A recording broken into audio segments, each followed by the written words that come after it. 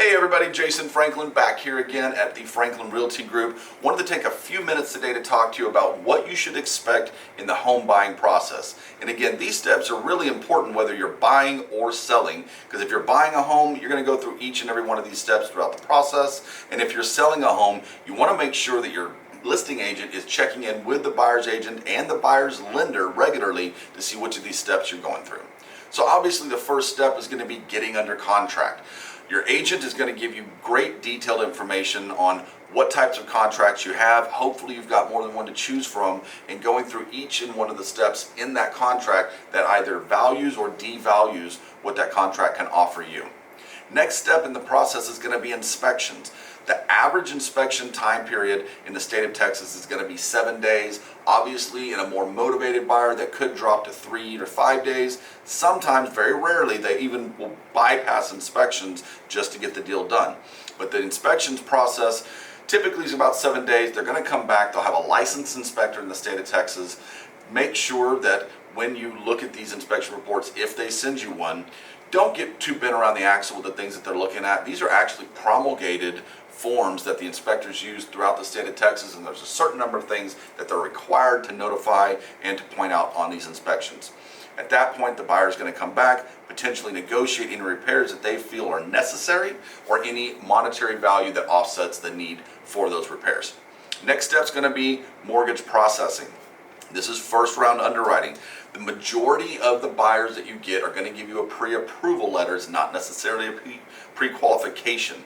The difference between those two, pre-approval is I make this much, here's some pay stubs, how much can I spend? Whereas a pre-qualification is going to take them deeper into the process. They've already gone through first round of underwriting. It means they're really good to go. So that's a good question to also keep in mind when you are reviewing those offers that you get.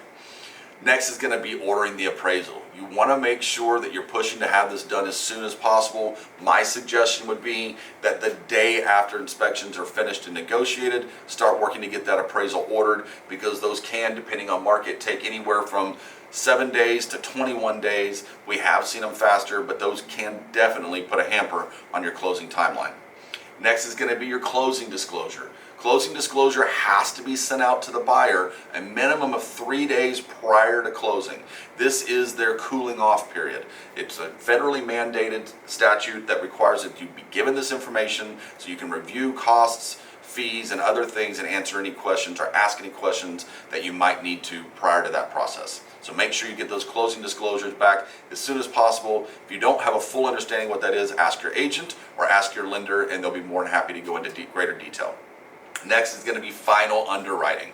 Final underwriting and closing disclosure pretty much run hand in hand, but final underwriting for buyers is going to be when they take you back through final underwriting. You've answered all of the exceptions that they may have, whether it's providing additional income information, if it is providing new bank statements, it can be any number of things, but just make sure that the final underwriting, you really want to have that done in what we call a CTC, which is clear to close 7 days prior to closing, so they can get that closing disclosure out and make sure that you're not holding anybody up.